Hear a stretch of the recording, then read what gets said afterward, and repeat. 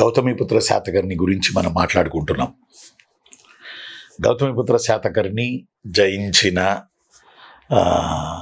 రాజ్యాల గురించి నిన్న మనం మాట్లాడుకున్నాం.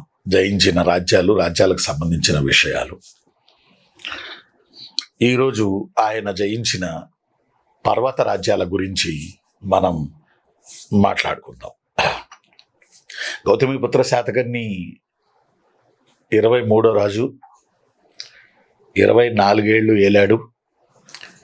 18 ఏళ్ళు నహపానుడితో యుద్ధాలు చేశాడు.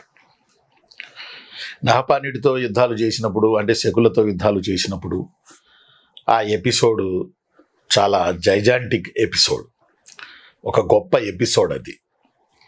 ఎందుకంటే ఆయన్ని ఓడించడం, నాణ్యాలు ఆకుపెట్టి చేసుకోవడం, శాతవాహనుల ఉదయిస్తున్న సూర్యుడు ముద్రలు, ఉజ్జయిని ముద్రలు, ఏనుగు ముద్రలు వేయడం, తర్వాత నాణ్యాలను విస్త్రీకరణ చేయడం.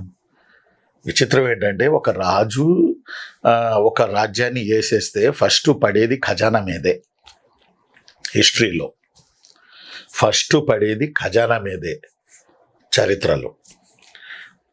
ఆ ఖజానాలో ఉన్న నాణ్యాలను తెచ్చి కరిగించేసి తమకు అనుకున్న ఆకారంలో తమ రాజ్యంలో కొనసాగుతున్న నాణ్యాల స్టైల్లో నాణ్యాలు వేసుకుంటారు. ఏ రాజులైనా ఖజానాన్ని తెచ్చి కరిగించుకొని, అది వెండి కావచ్చు, అది బంగారం కావచ్చు, బంగారు నాణ్యాలు కావచ్చు.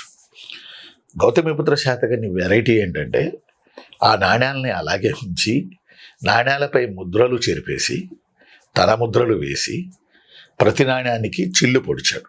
ఇప్పుడు తాళపత్ర గ్రంథాలకి చివరిలో చిల్లు ఉంటుంది చూడండి, అన్ని కలిపి కట్టడానికి. అలా చిల్లు పొడిచాడు.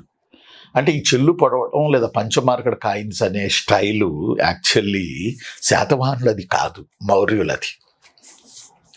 మౌర్యుల నుంచి నాణ్యాలకి పంచ చేస్తున్నారు.